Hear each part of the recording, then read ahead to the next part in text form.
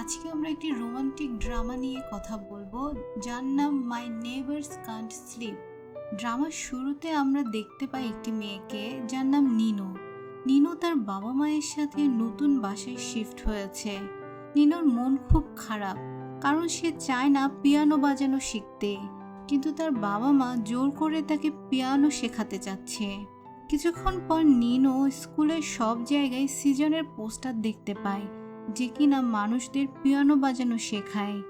নিনো জানতে পারে সিজন নামের এই ছেলেটি পুরো 2 সপ্তাহ পিয়ানো ক্লাস করবে না। স্কুলের অন্যান্য মেয়েরা খুব দুঃখী হয়ে পড়ে যখন তারা এই খবরটি জানতে পায়।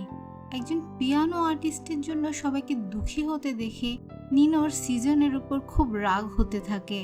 সে দাঁড়িয়ে তার ফ্রেন্ডদের সাথে এসব নিয়ে কথা বলছিল।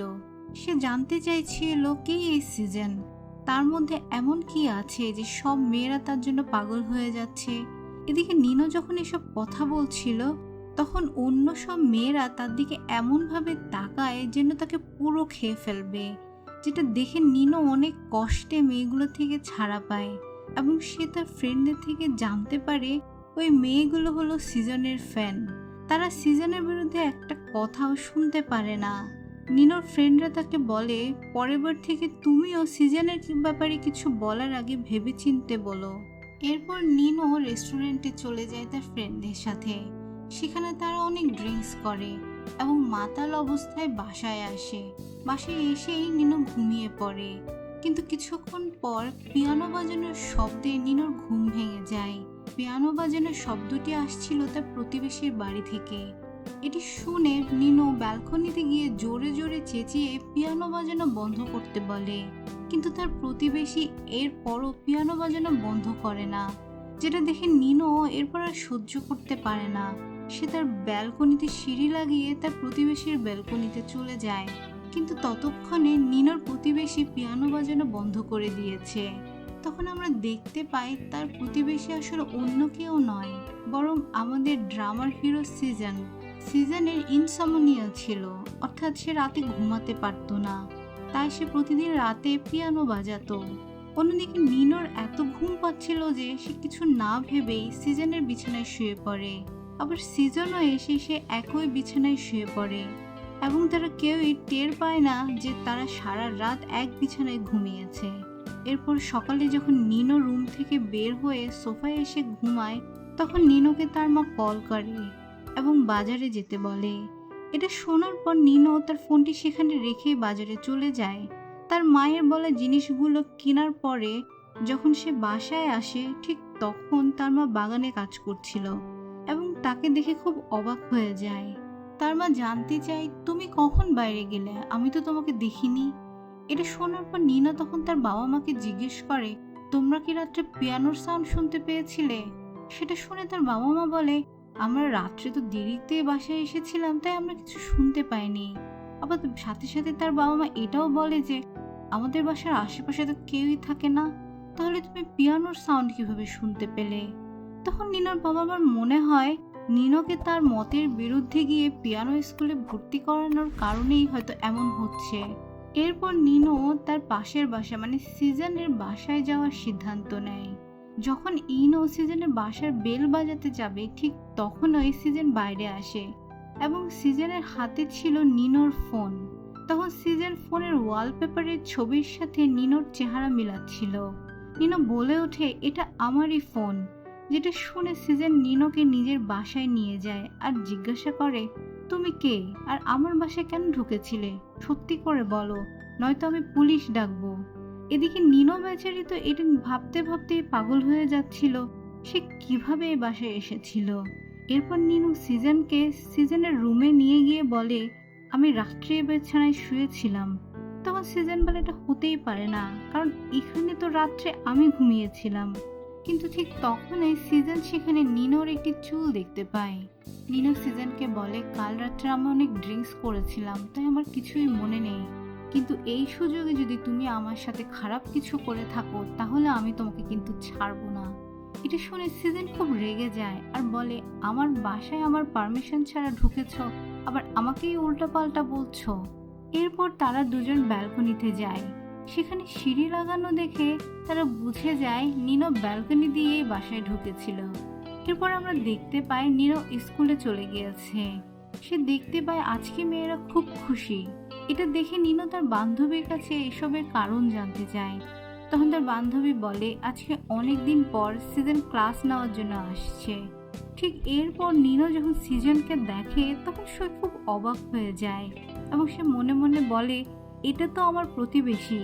এদিকে নিনো যে ডান্স ক্লাসে ছিল সে তখন নিজের ক্লাসে না গিয়ে সিজনের ক্লাস দেখার জন্য চলে আসে এবং নিজেকে সিজনের কাছে লুকানোর জন্য মাস্ক পরে আসে। কিন্তু সিজন নিনোকে নতুন স্টুডেন্ট ভেবে তাকে পিয়ানো বাজানোর জন্য যখন ডাকে তখন নিনো খুব ভালো পিয়ানো বাজায়। এতে সিজন হঠাৎ করে নিনোর মাস্কটি খুলে নেয় এবং সেও নিনোকে দেখে খুব অবাক হয়ে যায়। বাসায় যাওয়ার সময় নিনো সিজনের কাছে ক্ষমা চায় তার ক্লাসে যাওয়ার জন্য। তখন সিজন বলে আমি তোমাকে একটি শর্তেই ক্ষমা করতে পারি, যদি তুমি এই স্কুল ছেড়ে চলে যাও। নিনোর তো এমনিতেই এই স্কুল একদমই পছন্দ ছিল না, তাই সে ঠিক করে ঠিক আছে আমি স্কুল ছেড়ে দেব। এরপর আমরা দেখতে পাই নিনো আবারও সিজনের বাসার বাইরে দাঁড়িয়ে রয়েছে। সিজন যখন দরজা খুলে তখন নিনো সিজনকে বলে আমি আমার ক্লাসের নোটবুক রেখে চলে এসেছি, সেটা যদি তোমার কাছে থাকে তাহলে সেটা তুমি আমাকে দিয়ে দাও। এটা শুনে সিজনের খুব রাগ হয় এবং সিজন নিনোকে বাসার ভিতর নিয়ে এসে বলে প্রথমে তো তুমি আমার এত দামি একটা গ্লাস ভেঙেছো, আবার এখন একটা নোটবুকের জন্য আমাকে ডিস্টার্ব করছো। এটা শুনে নিনো খুব চিন্তায় পড়ে যায়। সিজন নিনোকে বলে তুমি যে গ্লাসটা ভেঙেছো সেটা টাকা দাও, নয়তো আমি পুলিশ ডাকবো। তখন নিনো গ্লাসটার দাম জিজ্ঞেস করে। সিজন বলে এটার দাম 50,000 টাকা। শুনে নিনোর তো মাথায় হাত, এতগুলো টাকা। তখন সিজন বলে আমার কাছে একটা অফার রয়েছে, তুমি যদি রাতে আমার সাথে ঘুমাও তাহলে তোমাকে আর 50,000 টাকা দিতে হবে না। এটা শুনে নিনো খুব অবাক হয়, তার কিছুটা খারাপও লাগে। কিন্তু সিজন তাকে বুঝিয়ে বলে রাতে শুধু ঘুমাতে হবে আর কিছুই না। কিন্তু নিনো এতে রাজি হয় না আর বলে আমি তোমাকে 50,000 টাকা দিয়ে দেব। এরপর নিনো সিজনের বাসা থেকে বেরিয়ে নিজের বাসায় চলে আসে। এরপর সে তার ফ্রেন্ডদেরকে ফোন করতে থাকে, একের পর এক কল দিতে থাকে। কিন্তু সব ফ্রেন্ডকে কল করেও সে টাকা জোগাড় করতে পারে না, মাত্র 2,000 টাকা জোগাড় করতে পারে। এই 2,000 টাকা দিয়ে নিনো সিজনকে একটি গ্লাস গিফট করে আর বলে এটা অনেক দামি গ্লাস, কিন্তু সিজন সেটা নেয় না। তখন নিনোর সিজনের সাথে ঘুমানো ছাড়া আর কোনো উপায় থাকে না। নিনো অনেকগুলো কাপড় পরে ব্যালকনি দিয়ে সিজনের বাসায় চলে আসে। সিজন তখন চুপচাপ ঘুমিয়ে পড়ে। এরপর সকালে ঘুম থেকে উঠে সিজন নিনোকে বলে আমার রাত্রে ঘুম আসে না, কিন্তু যখন তুমি আমার সাথে থাকো তখন আমার ঘুম এসে পড়ে। পরের দিন নিনো দেখে তার বাবা মা বাসার লক করে কোথাও যেন গিয়েছে, যার কারণে নিনো বাসার বাইরে বসে তার বাবা মার জন্য অপেক্ষা করছিল। ঠিক তখনই ওই এলাকার গার্ড চলে আসে আর নিনোকে বলে আমি আগে কখনো তোমাকে এখানে দেখিনি, তাহলে তুমি কে? এখানে গার্ড নিনোকে সন্দেহ করছে দেখে সিজন এসে নিনোকে তার বাসায় নিয়ে যায় আর সিজন নিনোকে বলে তোমার নোটবুকটি আমার কাছে রয়েছে। আসলে নোটবুকটি সিজনের ফ্রেন্ড পেয়েছিল। তখন সিজন নোটবুকটির উপরে নিনোর নাম দেখে সেটা নিজের কাছে লিখে দেয়। এরপর নিনো সিজনকে বলে আমি আর একদিনও তোমার সাথে ঘুমাতে পারবো না। তখন সিজন বলে একদিন না, আরো 1 মাস ঘুমাতে হবে, তাহলে আমি তোমাকে তোমার নোটবুকটি দিয়ে দেব যেটাতে তুমি উপন্যাস লিখেছো। সেটা শুনে তখন নিনো শুধুমাত্র উপন্যাসের জন্য আবারও সিজনের সাথে ঘুমানোর জন্য রাজি হয়ে যায়। এরপর নিনো তো জামা কাপড় নিয়ে বেলকনি দিয়ে আবারও সিজনের বাসায় চলে আসে। ঠিক এভাবে একদিন তার বাবা মা নিনোকে তাদের সাথে ট্রিপে যাওয়ার কথা বলে, কিন্তু নিনোর শরীর খারাপের বাহানা করে বাসায় থেকে যায়। নিনোর বেস্ট ফ্রেন্ড এটা শোনার পর তার খেয়াল রাখার জন্য তার বাসাতেই চলে আসে। তখন নিনো আর কোনো উপায় না পেয়ে তার ফ্রেন্ডকে ড্রিঙ্কস করাতে শুরু করে। নিনো তার ফ্রেন্ডকে এত বেশি ড্রিঙ্কস করিয়ে ফেলে যে সে সেখানেই ঘুমিয়ে পড়ে। এরপর নিনো লুকিয়ে লুকিয়ে সিজনের বাসায় চলে আসে, কারণ আজকে তার সিজনের সাথে ঘুমানোর শেষ দিন ছিল। এরপর তো তার মুক্তি। এরপর আমরা দেখতে পাই নিনো তার ফ্রেন্ডের সাথে দেখা করার জন্য সিজনের সাথে স্কুলে যায়। এই সময় সিজন নিনোকে ওয়ার্নিং দেয়, আমার স্কুল থেকে দূরে থাকো, নয়তো খারাপ হবে। পুরো 1 মাস নিনোর সাথে ঘুমানোর পর সিজনের ইনসমনিয়া ঠিক হয়ে যায়, কিন্তু নিনো নিজের খাটে শুতে পারে না, তার কোনোভাবেই ঘুম আসছিল না। অন্যদিকে সিজনও সারা রাত ব্যালকনিতে দাঁড়িয়ে নিনোর রুমের দিকে তাকিয়ে থাকে। এদিকে নিনোর বাবা মা আবার কোথায় জানি গিয়েছে তাকে একা ফেলে, যার কারণে নিনো রাত্রে একা থাকতে ভয় পাচ্ছিল। আর ঠিক তখনই বাসার লাইট চলে যায়। নিনো ভয়ে চিৎকার করে ওঠে। এটা আবার পাশের বাসায় থাকা সিজন শুনতে পায়। সিজন তখনই নিনোর বাসায় এসে নিনোকে জড়িয়ে ধরে আর শান্ত করে নিনোকে তার বাসায় নিয়ে আসে। এর কিছুক্ষণ পর যখন লাইট চলে আসে তখন নিনো তার চোখে হাত রাখে, আর তখনই সিজন হঠাৎ করে তাকে একটি কিস করে। এদিকে নিনো এখন সিজনকে একটু একটু করে পছন্দ করতে শুরু করেছিল, তাই সে কিছুটা খুশিও হয়ে যায়। এরপর নিনো সিজনের জন্য খাবার বানাতে চলে যায়, কিন্তু নিনো তো আসলে কোনো খাবারই বানাতে জানে না, তাই সে বাইরে থেকে খাবার অর্ডার করে। এসব দেখে সিজন মনে মনে খুব খুশি হয়। সে ভাবতে থাকে, নিনো আমাকে সামলানোর পাশাপাশি আমার বাড়িও সামলে নিতে পারবে। খাওয়া শেষ করে তারা দুজন রুমে চলে আসে এবং সিজন তার জিনিসপত্র নিয়ে স্টাডি রুমে চলে যায় ঘুমানোর জন্য। এটা দেখে নিনোর খুব রাগ উঠে যায়। সে বলতে থাকে, যখন দূরে থাকার কথা ছিল তখন সাথে থেকেছ, আর এখন একসাথে থাকার সময়, অথচ এখন তুমি দূরে চলে যাচ্ছ। পরের সিনে দেখা যায় নিনোর ফ্রেন্ড নিনোকে সিজনের বাসা থেকে বের হতে দেখে খুব অবাক হয়ে যায়। এ সময় নিনো তার ফ্রেন্ডকে বলে, আমাদের মাঝখানে কিছুই নেই, কিন্তু আমার মনে হচ্ছে আমি সিজনকে আস্তে আস্তে ভালোবাসতে শুরু করেছি। এটা শুনে নিনোর বান্ধবী তাকে বলে, তুমি কোনো চিন্তা করো না, এটা খুব তাড়াতাড়ি বের করে ফেলবো যে সিজনও তোমাকে ভালোবাসে কিনা। এরপর দেখা যায় নিনোর ফ্রেন্ড নিনোকে সিজনের কাছে পাঠায় অটোগ্রাফ নেওয়ার জন্য। সিজন কখনোই কাউকে অটোগ্রাফ দেয় না, কিন্তু সে যখন দেখে নিনো দাঁড়িয়েছে তখন সে নিনোকে অটোগ্রাফ দিয়ে দেয়। এরপর যখন নিনো ও সিজন বাসায় ফিরছিল তখন নিনো আর হাঁটতে পারছিল না। সিজন তাকে কাঁধে তুলে নেয়, বাসা পর্যন্ত নিয়ে আসে। বাসার বাইরে এসে দেখে নিনোর বেস্ট ফ্রেন্ড নিনোর জন্য অপেক্ষা করছে। নিনোর বেস্ট ফ্রেন্ড নিনোকে সিজনের সাথে দেখে জ্বলতে থাকে, কারণ সে খুব ছোটবেলা থেকেই নিনোকে পছন্দ করে।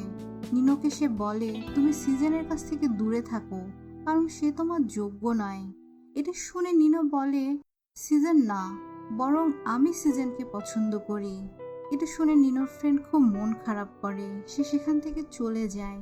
নিনো তার সেই জুতোগুলোকে আদর করতে থাকে, যেগুলোর জন্য সিজন তাকে আজকে কাঁধে করে বাসায় নিয়ে এসেছে। নিনোকে তার ফ্রেন্ড কল করে জানায় সিজনের জ্বর এসেছে। এটা শুনে নিনো খুব চিন্তায় পড়ে যায়। সে তখন ওই সিজনের কাছে যেতে চায়, কিন্তু নিচে নিনোর বাবা ছিল, তাই সে আর সিজনের কাছে যেতে পারে না। তখন সে ব্যালকনিতে গিয়ে সিজনকে উদ্দেশ্য করে একটি চিঠি ফেলে, যেটার উত্তরে সিজন বলে, আমি ঠিক আছি, তুমি আমার জন্য চিন্তা করো না। এর সাথে সাথে সিজন নিনোকে তার বাসার একটি চাবি দেয় আর বলে, পরের বার থেকে ব্যালকনি দিয়ে আসার দরকার নেই, সোজা দরজা দিয়ে চলে এসো।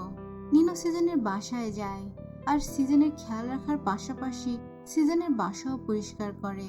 সিজন বারবার তাকে এসব করতে মানা করে। এরপর আমরা দেখতে পাই নিনোর বার্থডে চলে এসেছে, কিন্তু সেদিনই সিজনকে অন্য একটি প্রোগ্রামে চলে যেতে হবে। নিনো অনেক আপসেট হয়ে পড়ে, যদিও সে তার বাবা মা ও ফ্রেন্ডদের সাথে মিলে বার্থডে সেলিব্রেট করতে থাকে। এরপর নিনোর ফ্রেন্ড নিনোকে একটি রিং গিফট করে, কিন্তু সেটা সে নেয় না, বরং সে মনে মনে ভাবে, আমার তো রিং পাওয়ার কথা ছিল সিজনের কাছ থেকে। ঠিক তখনই সিজন ফিরে আসে। নিনোকে বার্থডে গিফট দেওয়ার সাথে সাথে সে একটা কিসও করে, যেটা দেখে নিনো তো খুব খুশি হয়ে যায়, কারণ এটা ছিল তার বেস্ট বার্থডে গিফট। এরপর নিনো সিজনকে কিস করে। পরের দিন নিনো সিজনের বাসায় গিয়ে দেখতে পায় তার ছোটবেলার ফ্রেন্ড সুলি এসেছে। এটা দেখে নিনো খুব আপসেট হয়ে পড়ে এবং সেখানে সে জানতে পারে সিজন তার ফ্রেন্ডদের সাথে লং ট্যুরে যাবে। সিজন নিনোকেও তার সাথে ট্রিপে যেতে বলে। তখন নিনো তাড়াতাড়ি করে তার জিনিসপত্র গুছিয়ে নেয়, কিন্তু সিজনের ফ্রেন্ডদের এটি মোটেও পছন্দ হয় না। কিন্তু নিনোর এতে কিছু যায় আসে না। সে ঠিকই তাদের সাথে পার্কে ঘুরতে থাকে, কিন্তু ঘুরতে ঘুরতে নিনো হারিয়ে যায়। এটা দেখে সিজন অনেক চিন্তায় পড়ে যায়। তবে সে নিনোর জন্য অ্যানাউন্সমেন্ট করায় যে তার বয়ফ্রেন্ড তার জন্য অপেক্ষা করছে। সিজন নিজেকে নিনোর বয়ফ্রেন্ড বলাতে নিনো খুব খুশি হয়ে যায়।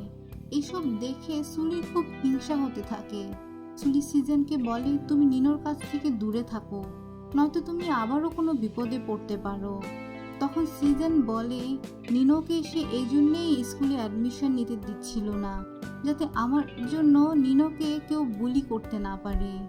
এদিকে সিজনের কথাগুলো তখন দরজার বাইরে দাঁড়িয়ে দাঁড়িয়ে শুনছিল নিনো।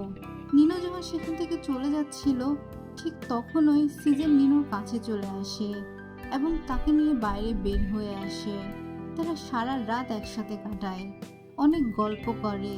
সেখানে নিনো সিজনকে জানায় সে সিজনের স্কুল ছেড়ে দিয়েছে, এখন সে অন্য একটি স্কুলে অ্যাডমিশন নেবে। ফেরার সময়ও নিনো এবং সিজন একে অপরের সাথেই ছিল।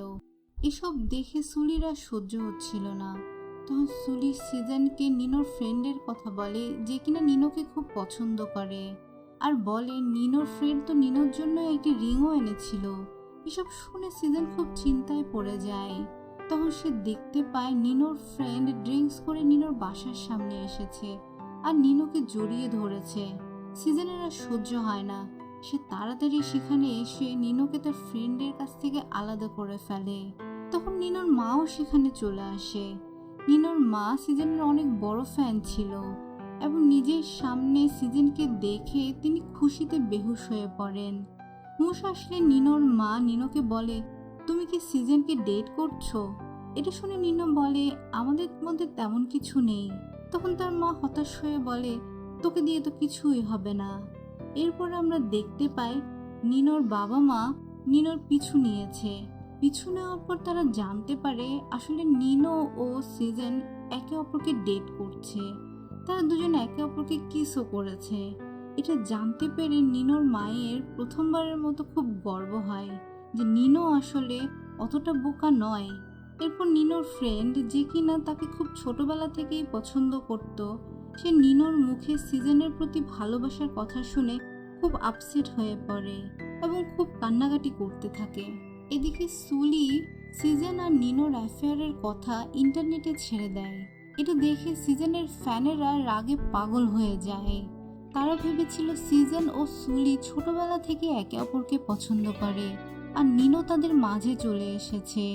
নিনো যখন ঘরের বাইরে যাচ্ছিল, তখন সিজনের ফ্যানরা নিনোকে বুলি করতে শুরু করে। এই ভিডিও আবার ইন্টারনেটে ভাইরাল হয়ে যায় এবং সিজন সেটা দেখে। সে অনেক চিন্তায় পড়ে যায়, কারণ কাজের জন্য সে শহরের বাইরে ছিল।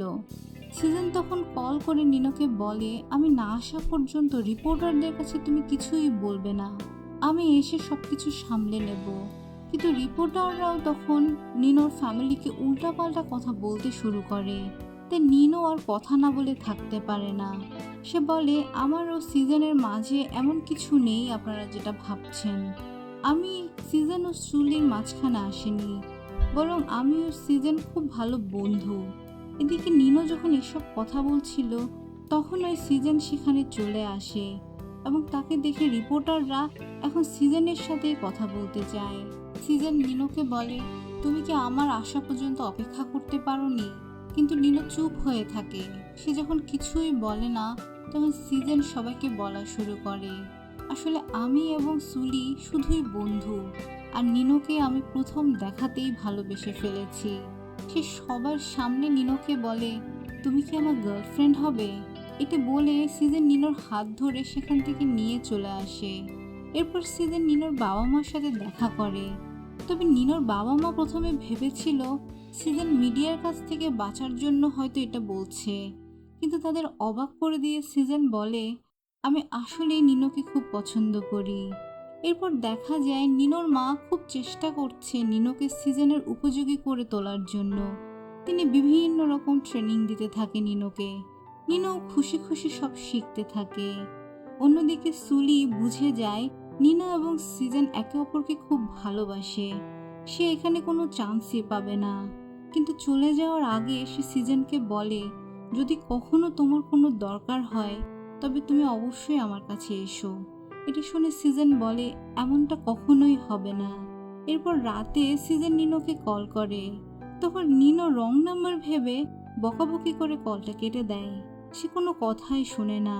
এদিকে কলে কথা বলতে না পেরে সিজন সরাসরি নিনোর বাসায় চলে আসে।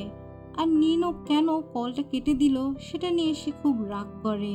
তখন নিনো অবাক হয়ে জানতে চায়, তুমি ফোন কখন থেকে ব্যবহার করছো? আসলে সিজন কখনোই ফোন ইউজ করতো না, কিন্তু নিনোর প্রতি ভালোবাসার পর থেকে তার সবসময় নিনোর সাথে কথা বলতে ইচ্ছে করে, তাই সে এখন ফোন ব্যবহার করা শুরু করছে। এরপর নিনো সিজনকে ফোন ব্যবহার করা শিখিয়ে দেয়। সিজন এবং নিনো ওই রুমেই ঘুমিয়ে পড়ে। সিজনকে ঘুমাতে দেখে নিনোর অনেক ভালো লাগছিল, তাই সে সিজনের সাথে সেলফি তুলে এবং সে নিজেও সিজনের কাছে ঘুমিয়ে পড়ে। পরের দিন সিজন নিনোকে মেসেজ পাঠায় ডেটে যাওয়ার জন্য। নিনো অনেক খুশি হয়ে যায় এবং রেডি হয়ে সিজনের কাছে চলে যায়। সিজনের মনে হচ্ছিল নিনোকে যেন আজকে খুব বেশি সুন্দর লাগছে। অন্যদিকে সিজনের ফ্যানেরা এখনও নিনোকে নিয়ে অনেক আজে বাজে কথা বলতে থাকে।